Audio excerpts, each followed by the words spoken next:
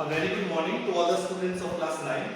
And students, as you know from the last lecture, we had started the second chapter of your economics book.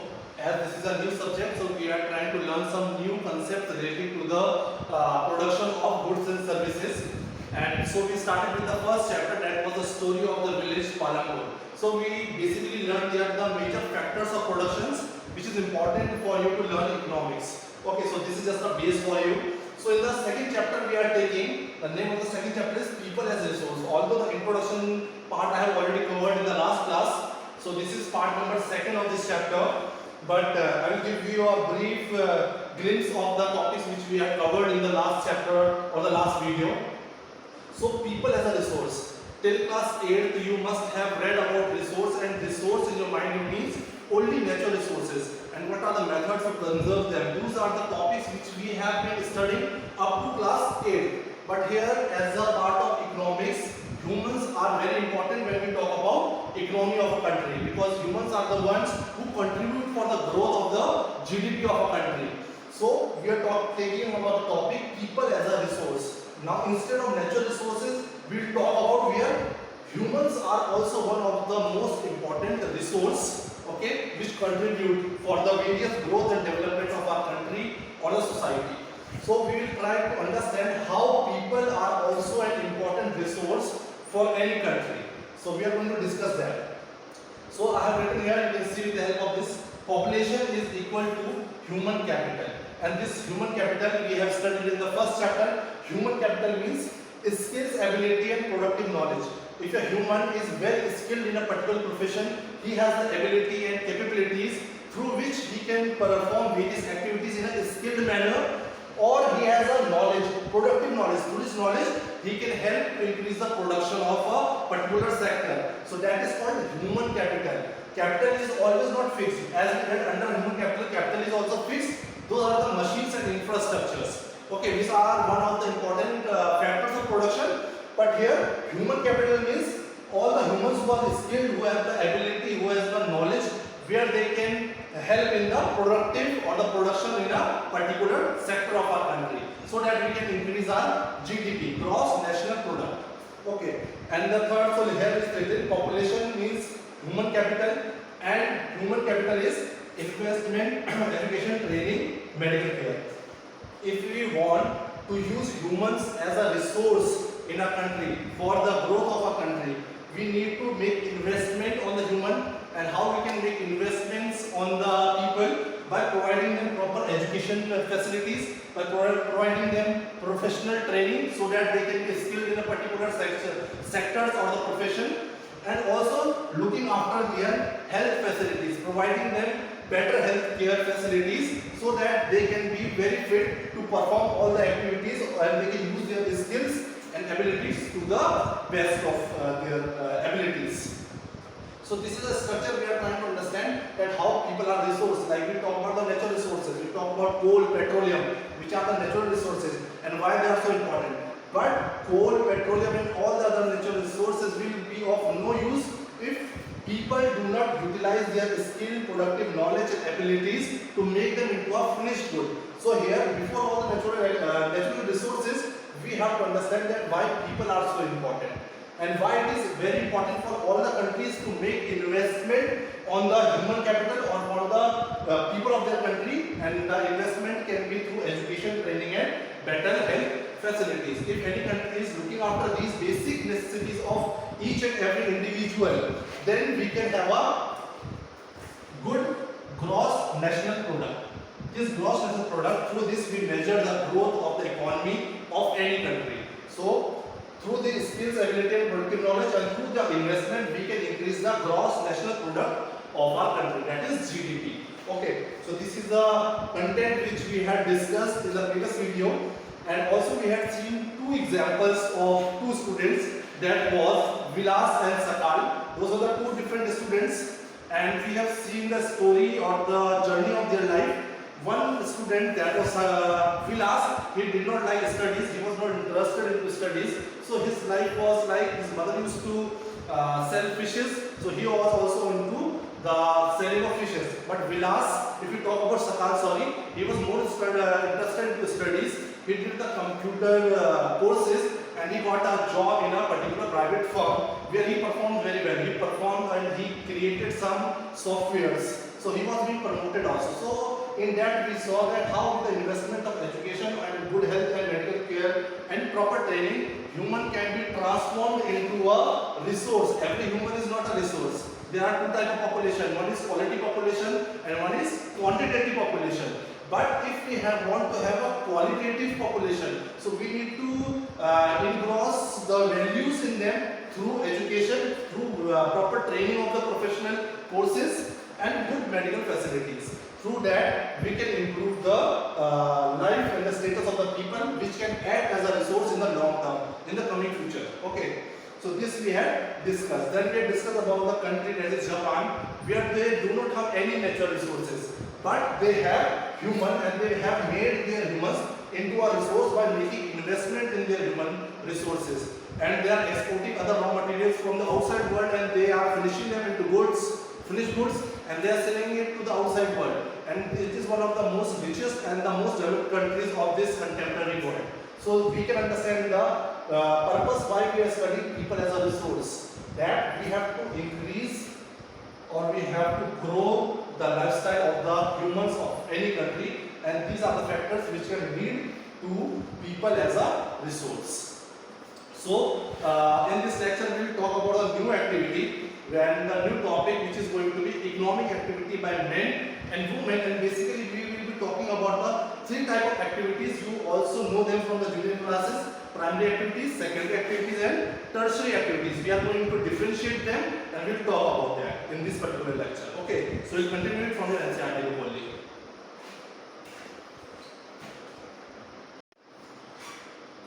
So in this lecture we are going to study this topic, economic activities by men and women.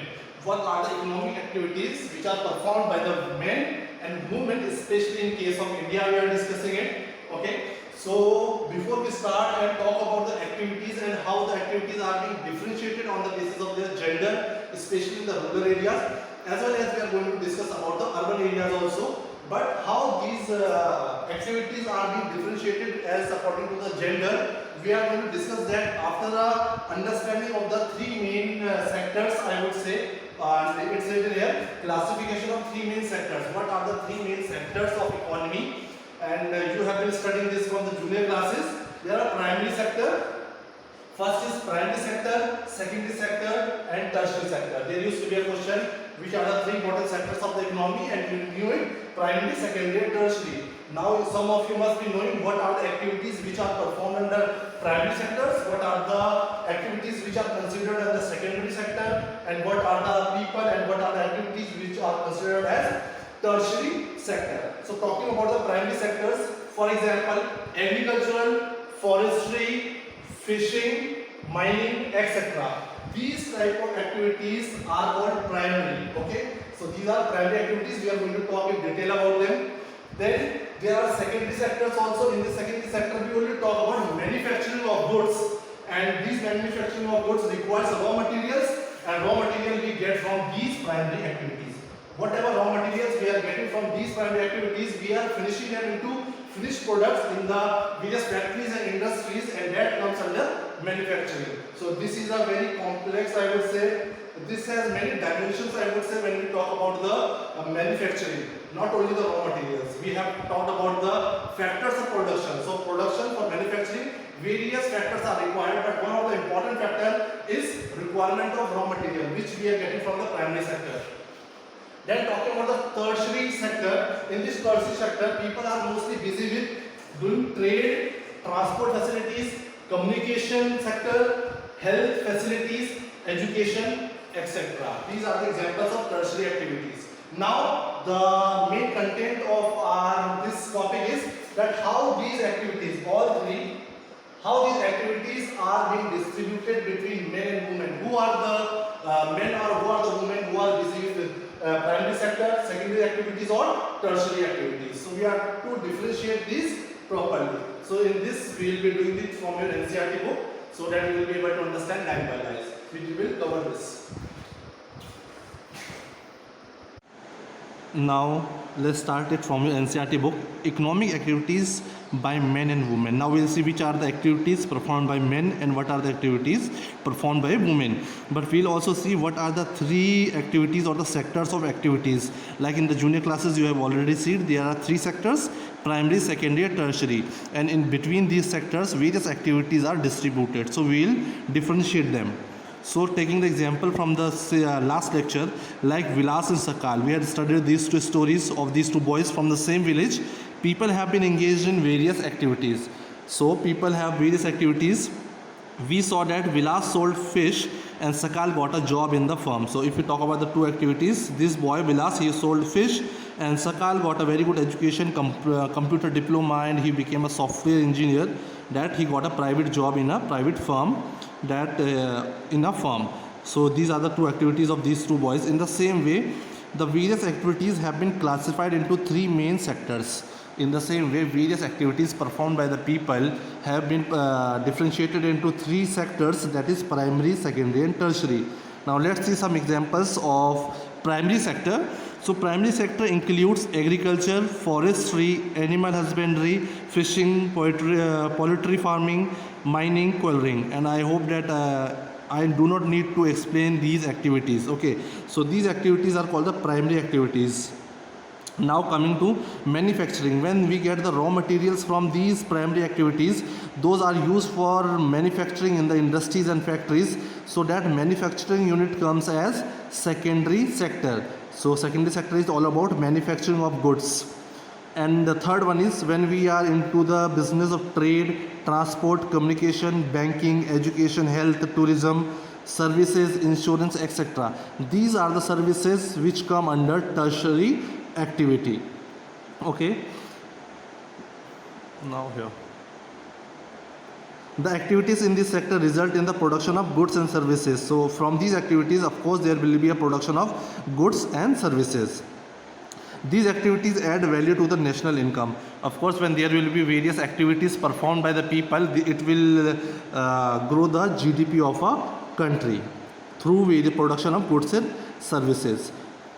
These activities are called economic activities. All three sectors are called economic activities. Economic activities are also called market activities. The same economic activities can be called as market activities. Market activities involve remuneration to anyone who performs, that is, activity performed for pay or profit.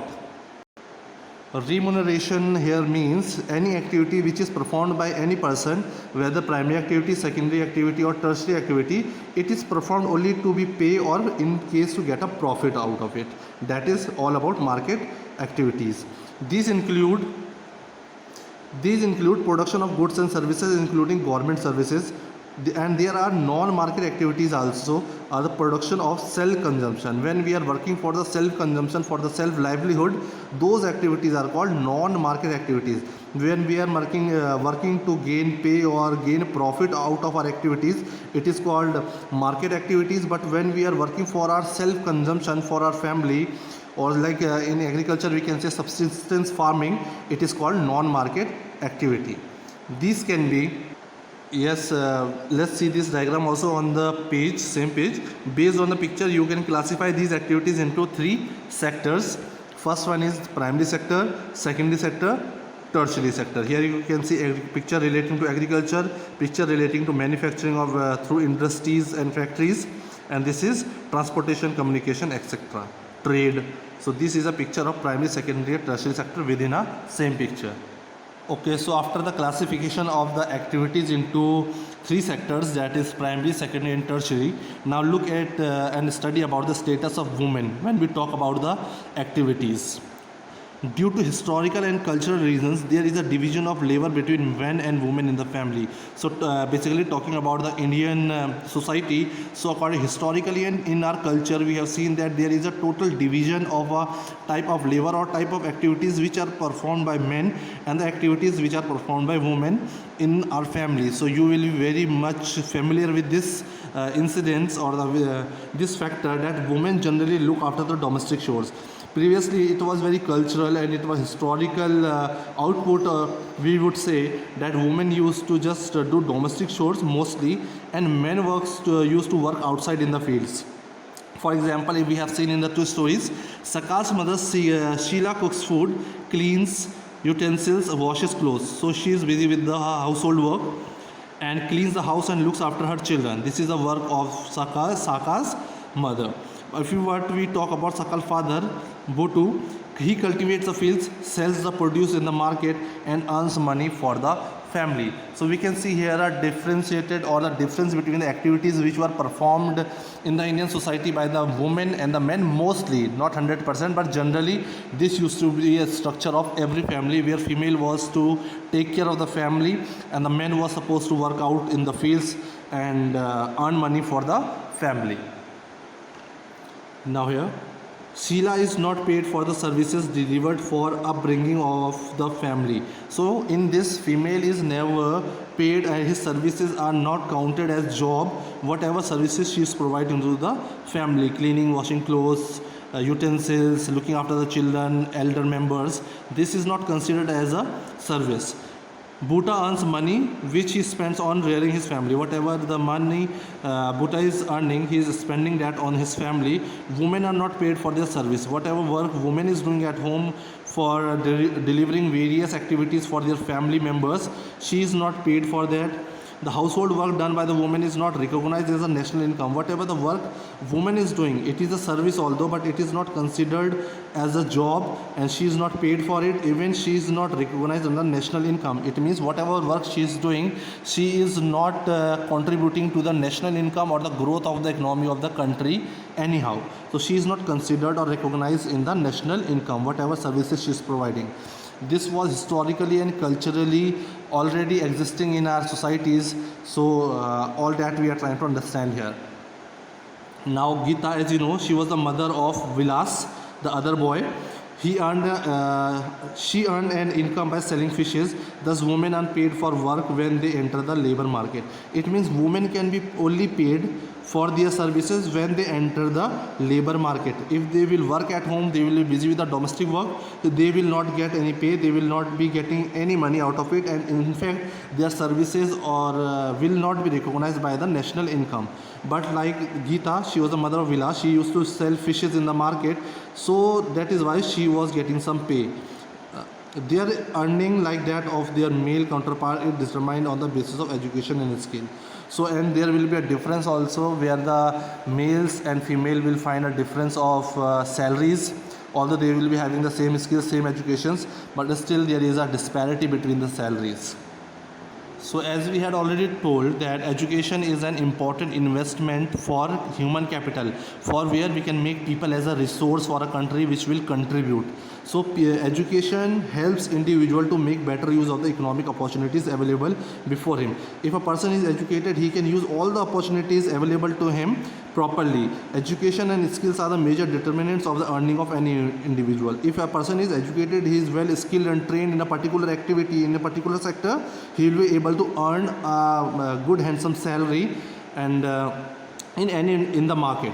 A majority of women have meager education and low skill formation. But if we talk about the women in Indian society previously, now the trend has changed. But previously women were not educated and they were not very much skilled. Women are paid low compared to them. That is why women in the same offices, same factories were paid less as compared to the men, because many men were educated and skilled also, although they were doing the same work.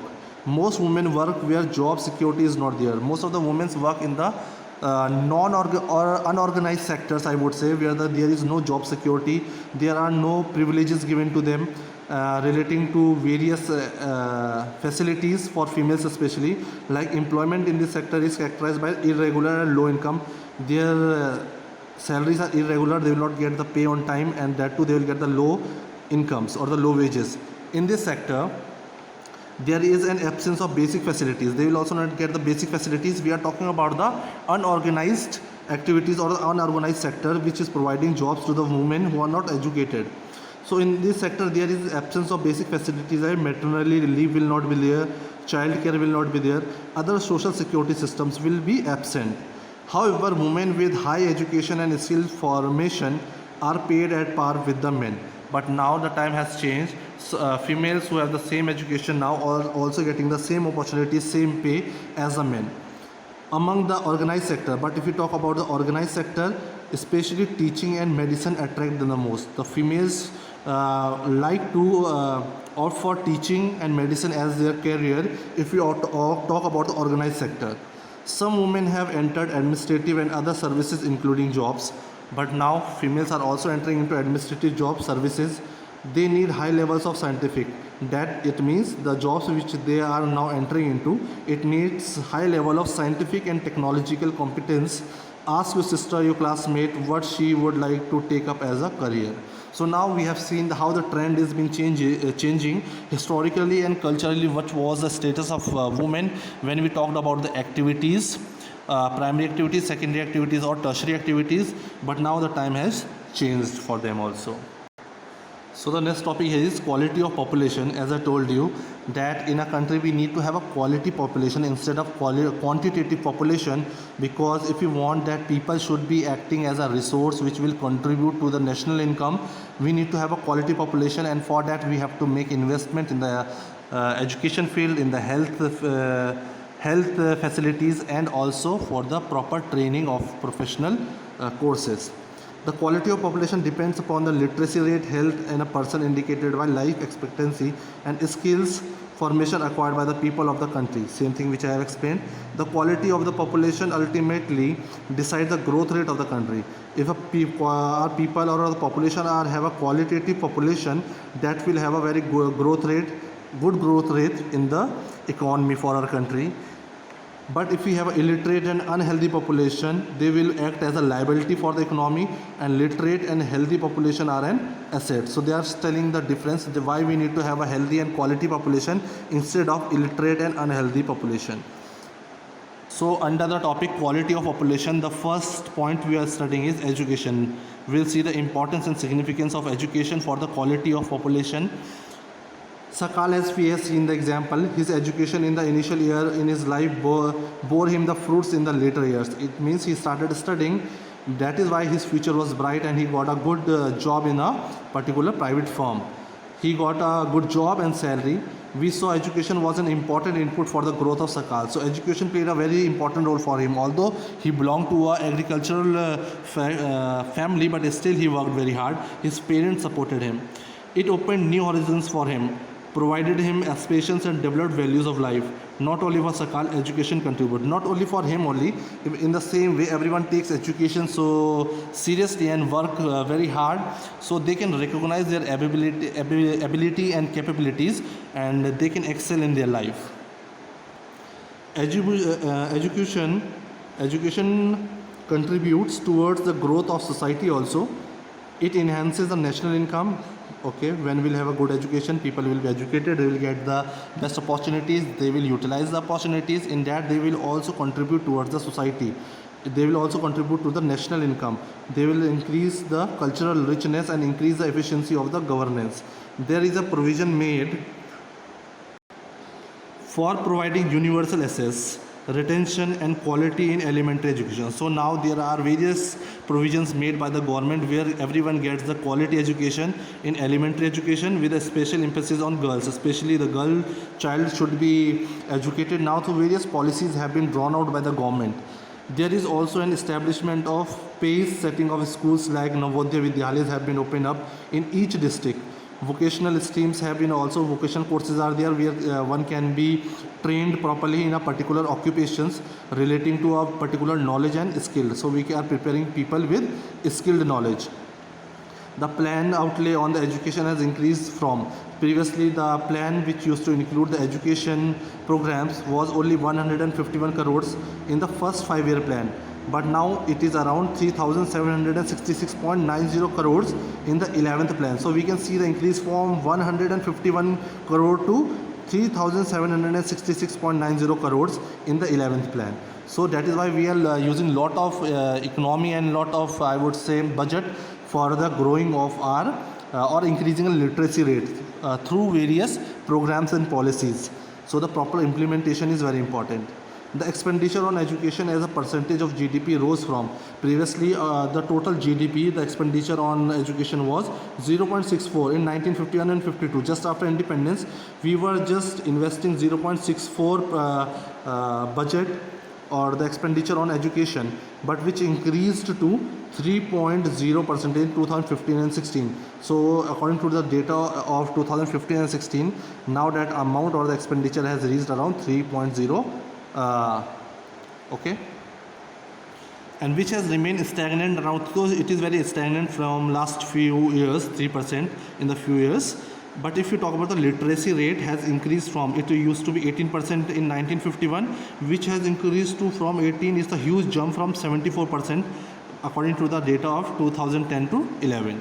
Now literacy is not only a right, we cannot say that it is the right of every student to get education. It is also needed if the citizens are to perform their duties and enjoy.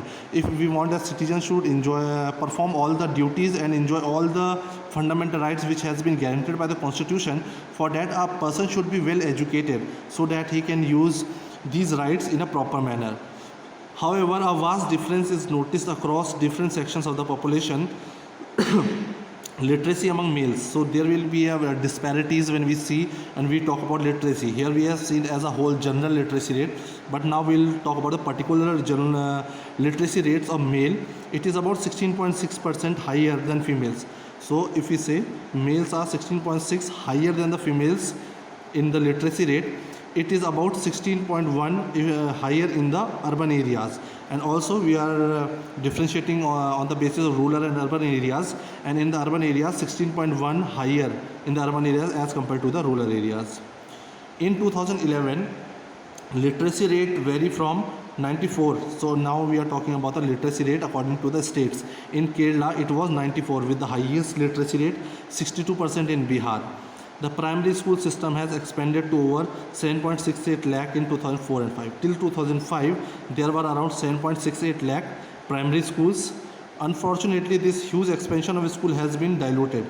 Although the government has put many efforts to increase the literacy by opening so many primary schools in the various parts of the India, remote areas also, but this effort has been diluted by but the quality of the schooling is very poor there.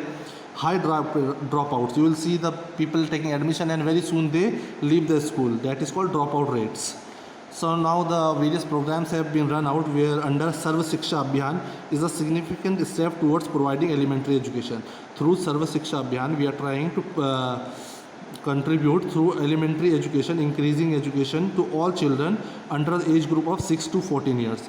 Every child who is under the age of 6 to 14 years is given free education according to this Sarva Shiksha Abhiyan, and which was to be supposed by 2010. It is a time-bound initiative. It was supposed that by 2010 we want that every child in our country should be having admission in a school. So this program was Sarva Shiksha Abhiyan, where we were trying to provide elementary education to all children from age 6 to 14.